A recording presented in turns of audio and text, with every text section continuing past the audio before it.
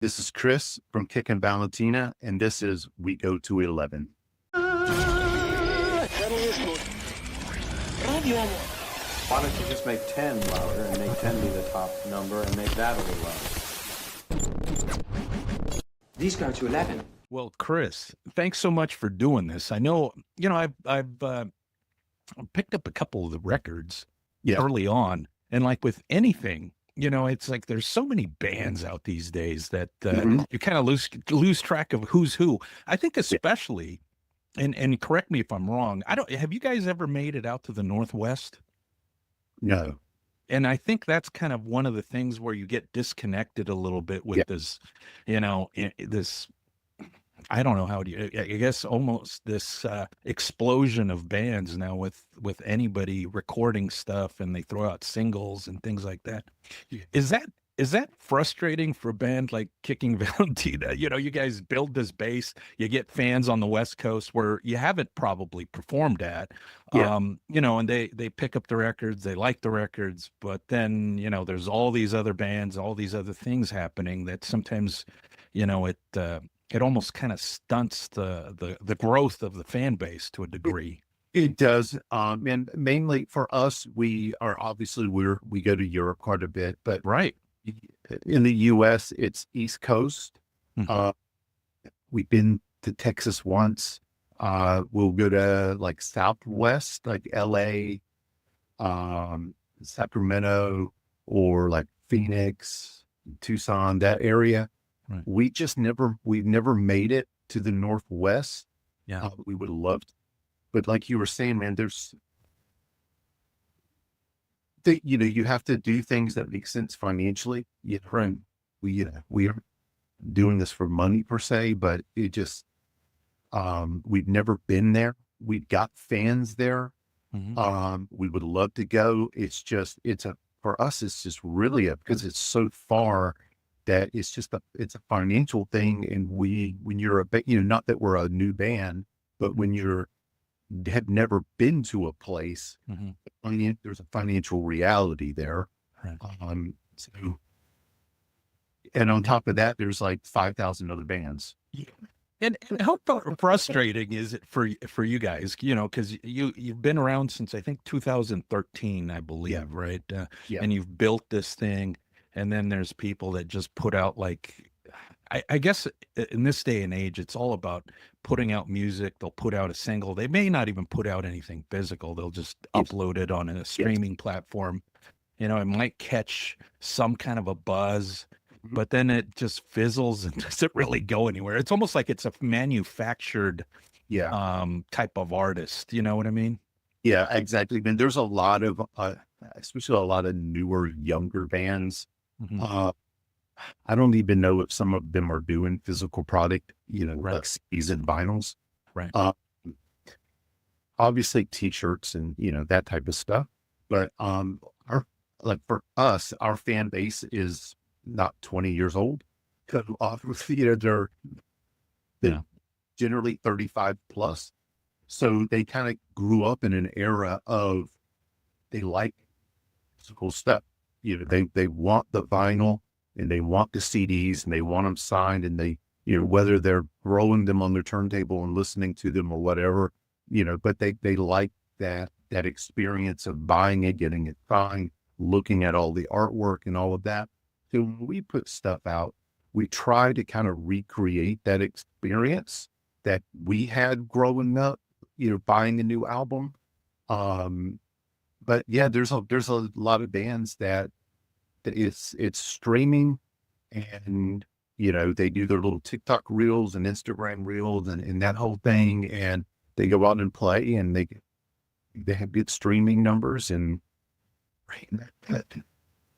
to me, is it?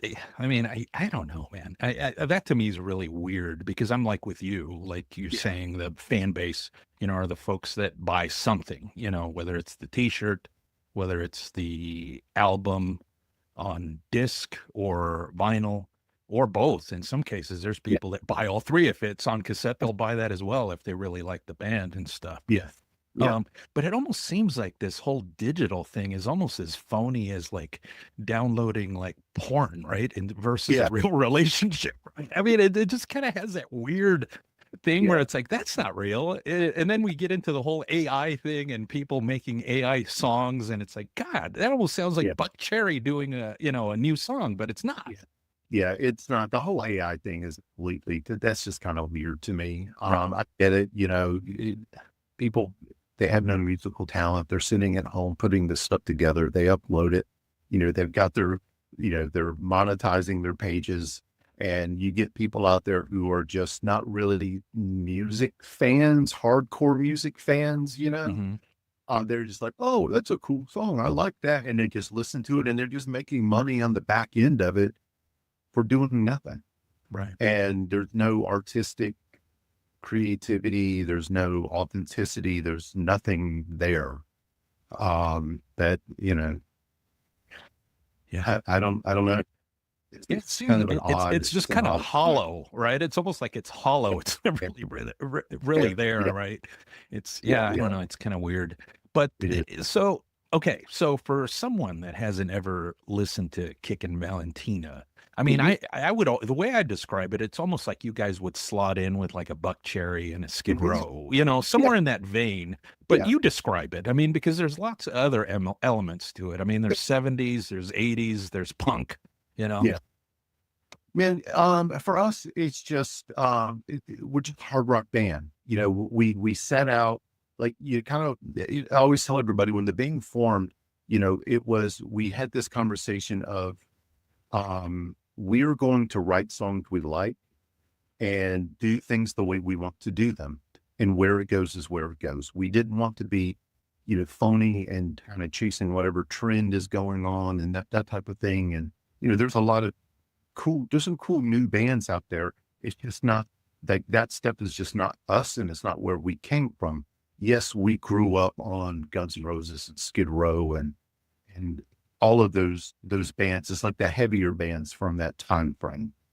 And but within the band, there's various dynamics. I personally, I like, my writing kind of comes from, like, I'm a big, like, Monster Magnet fan, like Mhm. a band called Warrior Soul, and Oh yeah. who love, Crew and Guns N' Roses and Right. like Def Leppard and a lot of the late 70s punk rock stuff. And so I'm kind of, a little bit all over the place with some of it. Um, Heber is more like bluesy influences, and then Jimmy likes a lot of the more melodic rock, and then DK's influences are kind of all over the place, but vocal style, AC/DC, John Corabi, like that kind of, that's Eric, Steven Tyler, that kind of vibe. So it's just kind of a mishmash of all of those things, from kind of melodic to heavier rock, Right. kind of early punk and that type of thing. Now, you mentioned Monster Magnet and Warriors. Mhm. I mean, are you a fan of Trouble? Man, I knew Corey was in trouble for a little Yeah. while. Honestly, I never listened to anything that he did in the band. Mhm. So I know who they are. I'm not super Yeah. familiar.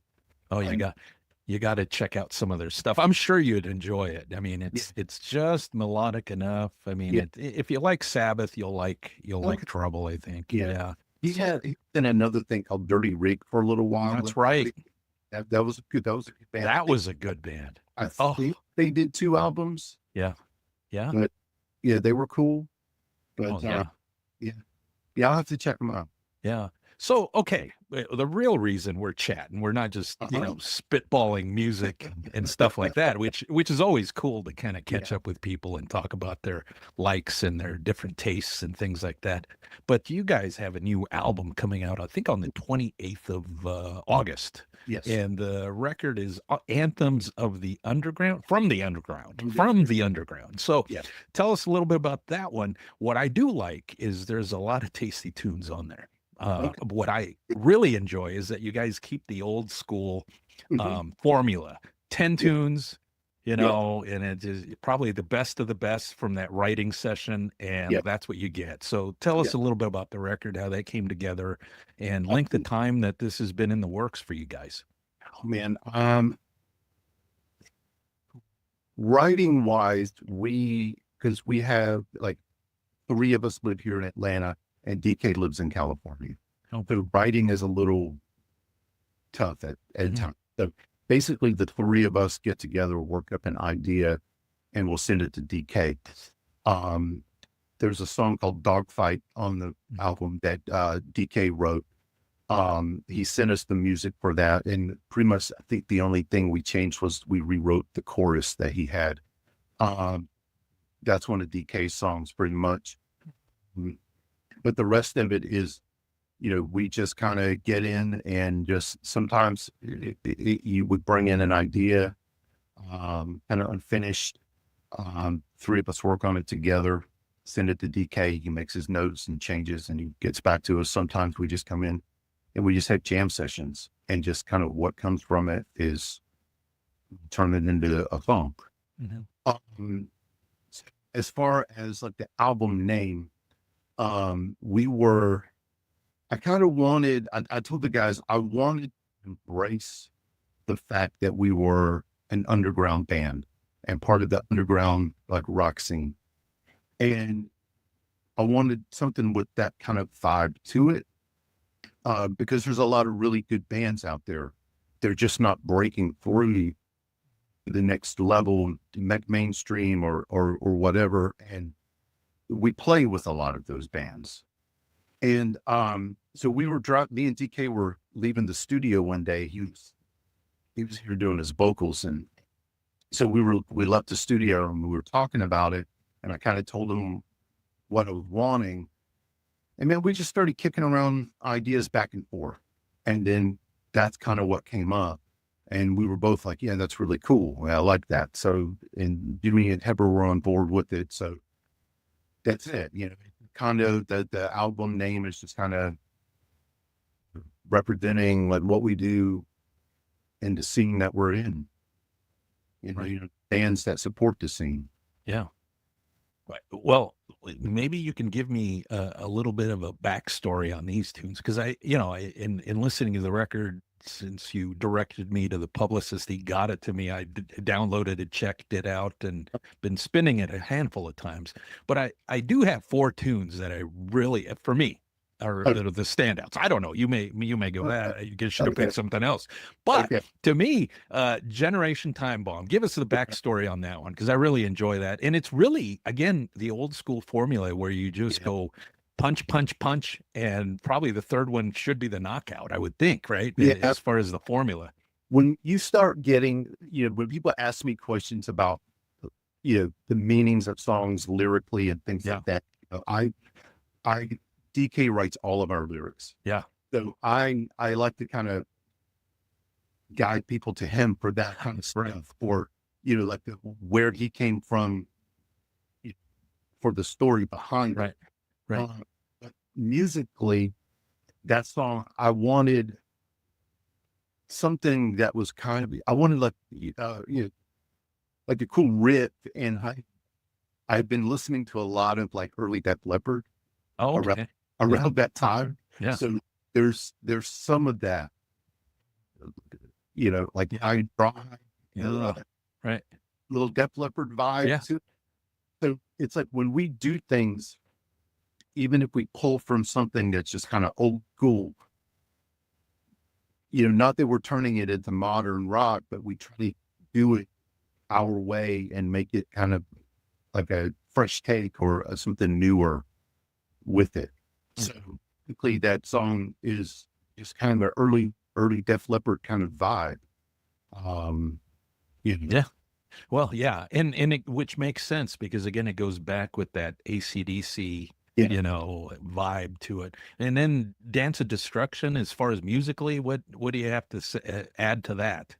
Man, we like pretty much every album we put something like Dance of Destruction or like Amsterdam or Heartbreak, or we always got one of the really like kind of fast, upbeat, bluesy things. And that was a song I wasn't able to make it to rehearsal one night.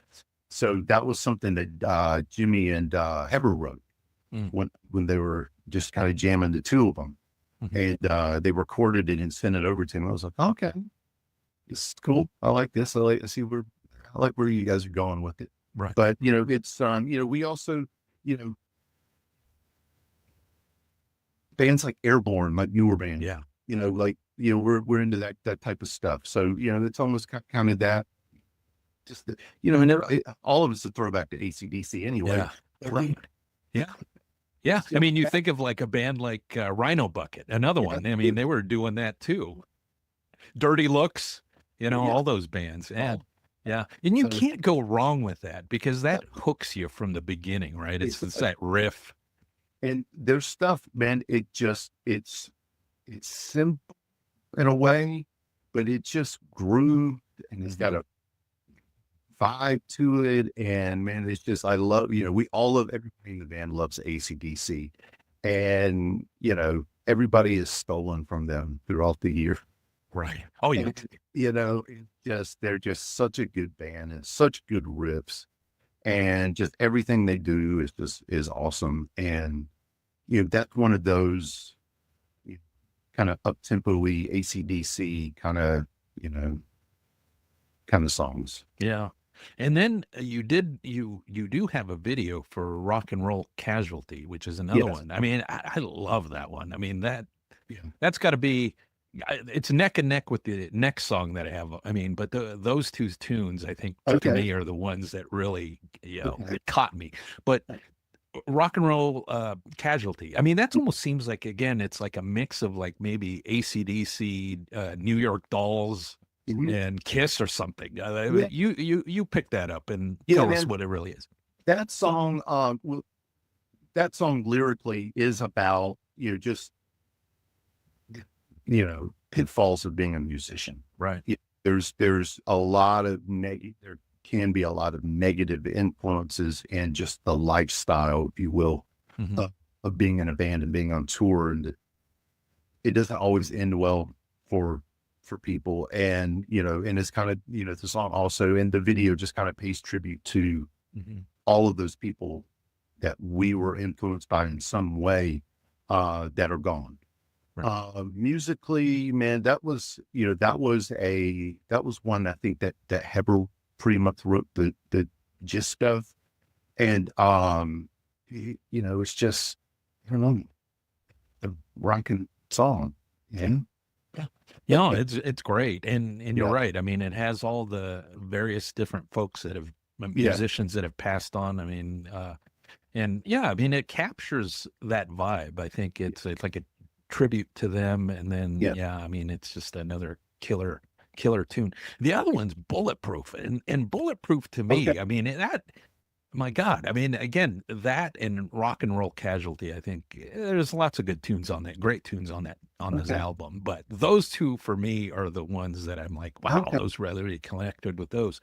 I think with Bulletproof, the other thing is I think that has somewhat of a Ace Frehley vibe on the solo and everything. I mean, it's just fucking awesome. I like it. Thank you. Yeah, and that one, I was in the rehearsal room one day, and I got into rehearsal early, so I was just in there just kind of fucking around. Came up with that bass line. Ah, nice. And groove. When Jimmy and Heber got there, we just kind of finished the song. But it's funny that the 5 that you picked out, 4 of them are going to be in our set on tour. See, and you guys need to make it to the Northwest now, I think, man. I mean, so one way or another. But that's cool.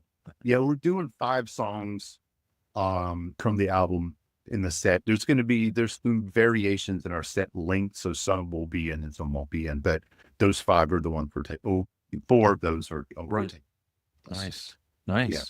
And even with you guys with the still you do the headlining, I think probably on the smaller venues, but you do support stuff, so you really have to hit them with the new stuff, I think, right? If you're supporting somebody, I'm guessing you get what, like 30 minutes probably if it's a national act or something like that. Depends, 30 to 40. Yeah.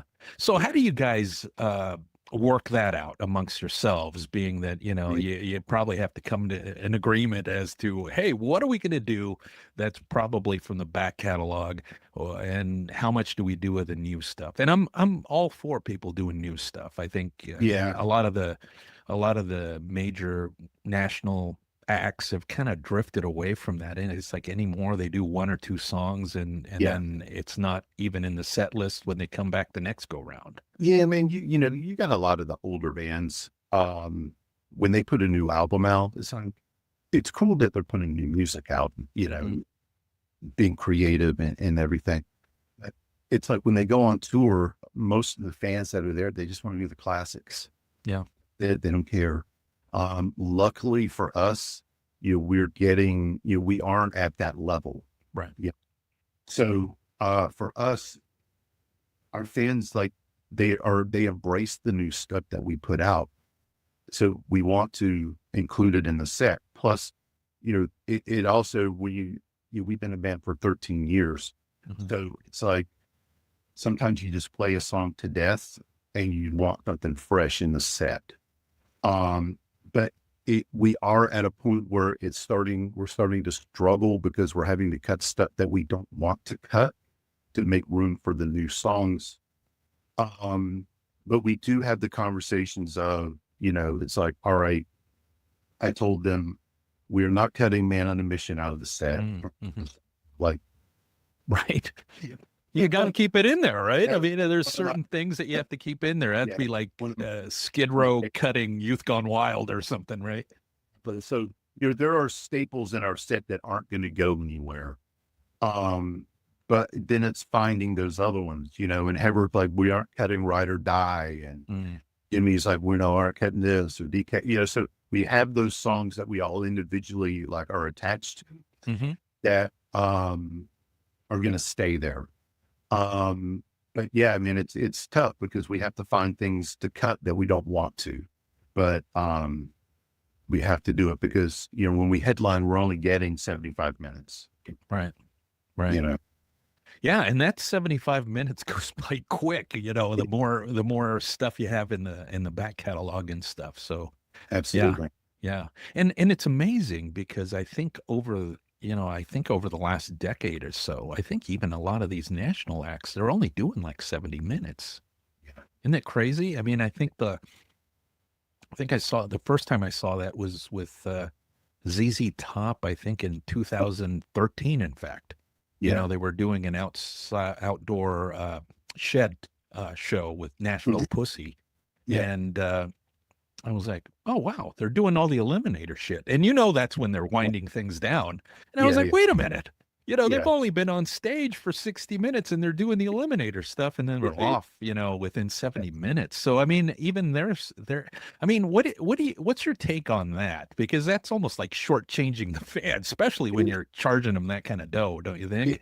It is. And man, depending on where some of these bands are playing, you're up against curfews. Yeah. So that's one issue right there. There was, unless you're in an arena, something like that, that's a little bit different, I think. But when they're doing these outdoor amphitheaters, there's neighborhoods around. Even for us, when we are doing club stuff by ourselves, there's still curfews that we have to done and out by a certain time. So it's finding, that balance of you want a band or two to open for you and give them some time to play.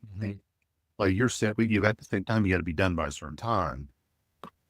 So I think part of it is that, but then at the same time, it goes back to, why am I paying $300 for a ticket to go see you play for 70 minutes? Right. Right. And I'm sure, and next thing that really bugs me as a fan, and I'm sure you probably experienced this yourself, being that, I know you guys have played the Whiskey, for instance, right? Just as a reference point. But, they're pretty notorious for putting a headliner on there, regardless of, how well recognized the name is or isn't. Yeah. And then they stack like 6 other bands before them. I mean, that's got to be miserable, right? And then you're going on at like 11:30 or midnight or something like that. I mean, What's Yeah, your man, take on that? Because we that's a bit overkill, don't you think? yeah, we've done the Whiskey a few times, and we're playing there again in November. Hmm. We are It's gotta be better to be somewhere in the middle, I'm guessing. it is we love the Whiskey. They've been very cool with us, and like everybody that works there is awesome. Hmm. But yeah, they will load the bills up. One of the things that they're one of the venues that does this where, we're playing there in November with Bad Marriage. Oh, nice. And every time that we played there, they have the local bands that had tickets to Yeah. play. Right. It there's the debate, is it pay to play or is it, Right. but if you don't sell the X amount of tickets, then you owe them the remainder for the tickets type of thing. So that's what it is. They're wanting to cure X amount of money for the show that night. But yeah, loading bills up, man, with 6 bands is a lot, Yeah. but that's how they do it there. I was trying to think of the guy that is it he's always on there. There's always that band Garden of Eden. That guy always pays his way in. Oh. And then there's, I think gosh, it's that band with what's his name? Carlos Cruz. I'm sure you guys have done stuff with her. He's yeah, is it Stone Whiskey or some shit like that? Stone Braid, that's what it is. But those two guys, I mean, I again, I don't live in that particular area, but have caught shows there, and the amount of times that those guys pop in on there, I was like, oh boy, not my taste. So it's kind of one of those things where it's like, time to take a little bit of a break. But yeah, I mean that's overkill, I think, for the fans. Yeah. Okay, Can we cut for 1 second? Yeah, let me pause here for a minute. Oops, let me see here. Well, maybe what we'll do here is we'll give a little taste of the music video. We'll play that because we do have it in the link here. So we'll play that for a minute here. And to give people a little bit of a hate to the fascinating. Awesome. We'll sell them waters. And I like the distressed look to the videos. The suicidal sound, the ghost, the train, another one down. Let's sound another rock and roll, because you see. Racing with the sin and wait to sail from. And there's that groove you were talking about, right? Get that deep inside your hair. Well, good work on that. I mean, I really enjoyed the video. I like the fact that they accompanied that with the press kit here. But cool stuff. So what's the plan then from here forward? I mean, you have some gigs lined up, I'm guessing, and then obviously Europe is you guys are going to make a stop there because you guys have been doing it for years at this point. But what about stateside? I know East Coast is your stomping grounds, but I'm guessing you'd be more than willing to make it out west. Past LA anyway. Yeah, we are. Well, our European tour starts in August. I think 26th. We start in England, and we're gone. I think we've got 18 or 19 shows, and then we go over to like Germany and Switzerland, that area. But we've got some stuff in the US in November. So our agent's working on it right now. So LA, we'll be at the Whiskey. We'll be back in Fresno. We've got a show down in San Diego. And I think we're going to be gone for about 2 weeks. So, but it's going to be like Southwest, Phoenix, I think Phoenix, maybe Tucson, Vegas, like that kind of, that region there. Nice. But we're going to do some stuff in November there. And then we're back in Europe again in next summer. Dang. Now, do you guys has you guys spread out as far as Canada? And if so, what particular areas of that? No, man, we have wanted to go to Canada for 13 years. Yeah, right. And we've had some offers, and nothing has ever come. It's just never worked. Every time we think we have something, it just falls through. Same thing with, we've had some tentative offers for like South America and Mexico, and they've just never come through. So we've tried. Yeah. And well, hopefully some of that pans out, because again, I think as far as with the Latin America, South America, Mexican crowds, I think you guys would go over pretty well.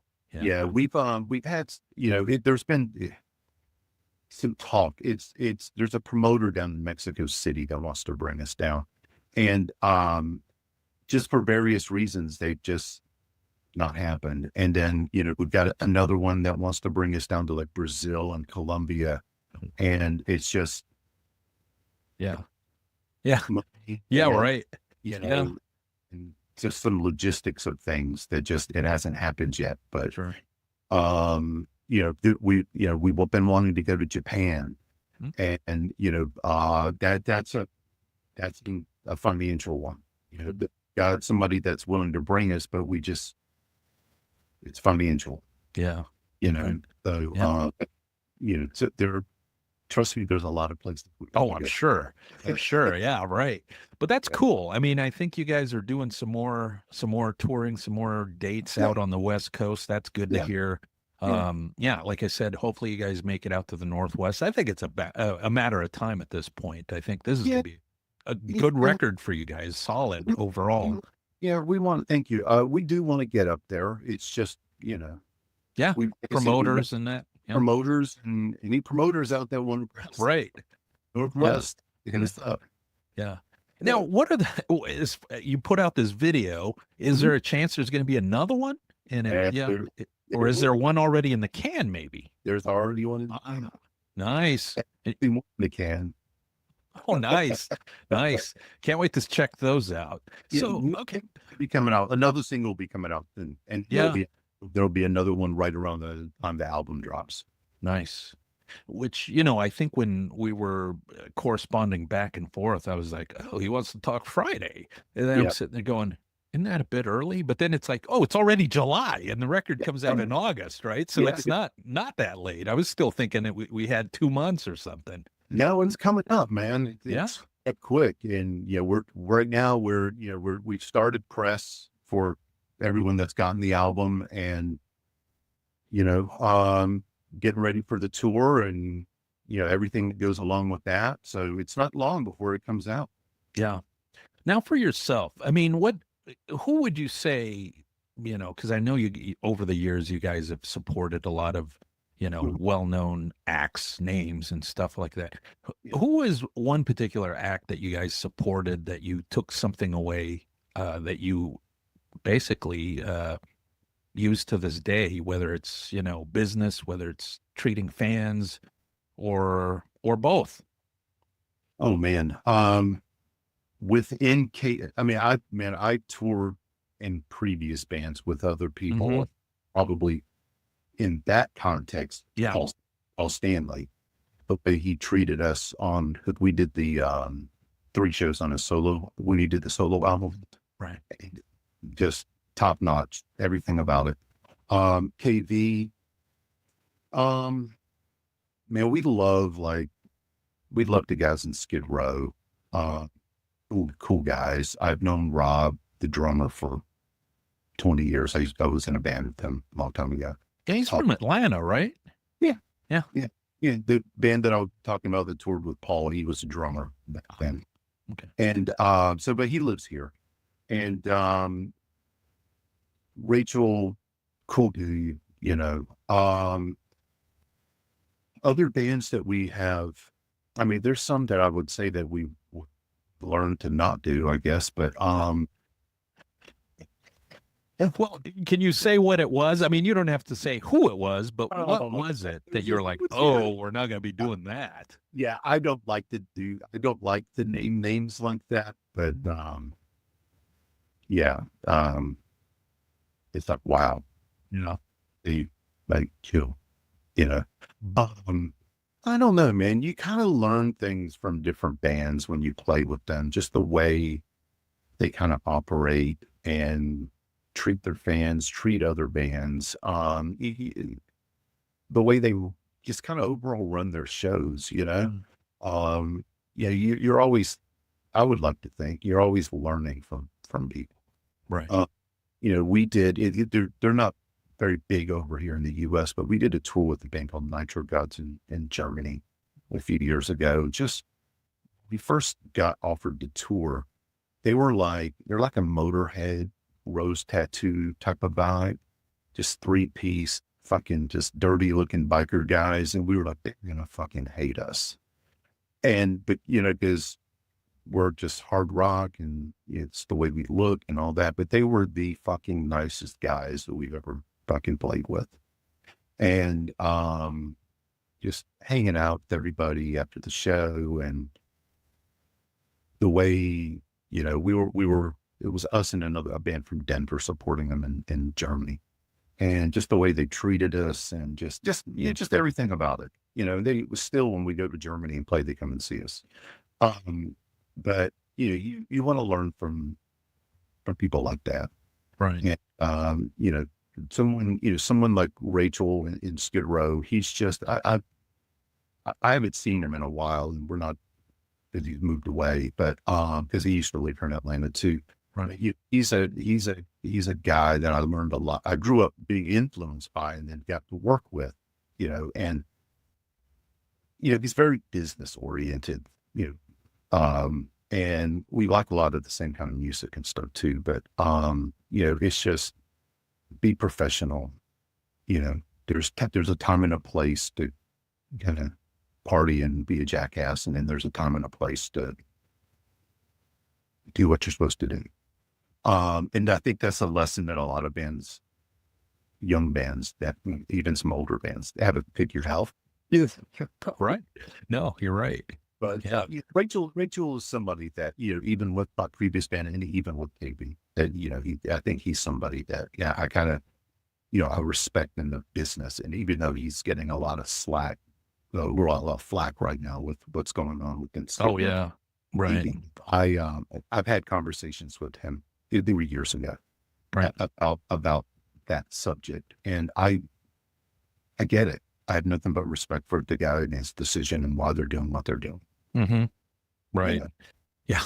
Yeah. I mean, I think even as a fan, you could probably understand that that's not going to work. And then why do it again? Right. Yeah. I mean, why do it again? Yeah. But in you mentioning Paul Stanley, you brought back memories of that solo tour. My God, that was top notch. I mean, I tend to think that he put it all on the table on that particular tour, to the point that it probably blew out some of his vocal power, because my God, I mean, that was a night, that show, that tour. Oh, fucking great.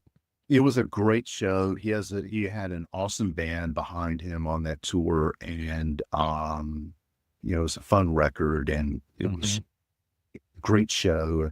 And just the behind the scenes with, stuff with him, just a cool guy, right. Believe, is, it's like, it's one of those things where I've been playing music so long, and I have met so many musicians and opened for them or whatever over the years, that you start not thinking of it in that context, that they're like a legend or that they're famous or whatever.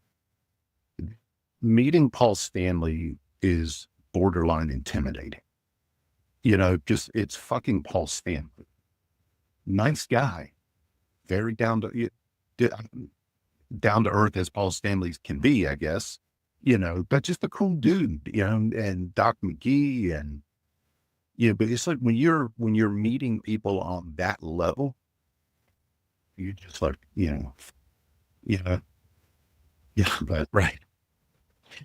Right. I mean, I had the same thing happen with Gene Simmons. They did a Rock and Brews over here in Ridgefield, Washington, and we got a chance to do some stuff with him. And it's like, hey, you want to ask Gene some questions? I was like, holy shit, I'm not even prepared. It's like, oh, You know, Yeah. it's just like, whoa. Yeah. Yeah. But so I get what you're saying, you know, it's Yeah. just kind of like in shock because you're like, I don't get starstruck, you Right. know, but that was, oh no, I agree with you. I mean, it's like, oh my God, this is Gene Simmons, you know, and he's over here playing with my collar on my shirt. Like, oh my God. yeah. But no. All right, man. My God, it was a blast chatting with you. But And hey, Chris, I'm not going to let you go because this is going to be for We Go to 11. I actually have two questions. Okay. One's going to be, and you could do this one last. You Okay. know, a Spinal Tap-esque type moment that has transpired in your life. I mean, I'm sure there's been many over the course of two bands or probably more bands that you've been a Yeah. part of. But then the first question before that is, did you get a chance to see the Spinal Tap sequel? And what did you think of that? It's not as good as the first one. Yeah. It was good. I enjoyed it. It just, parts of it fell flat Yeah. compared to the original. Like the humor just didn't connect like the original one did, but I did enjoy watching it. Yeah.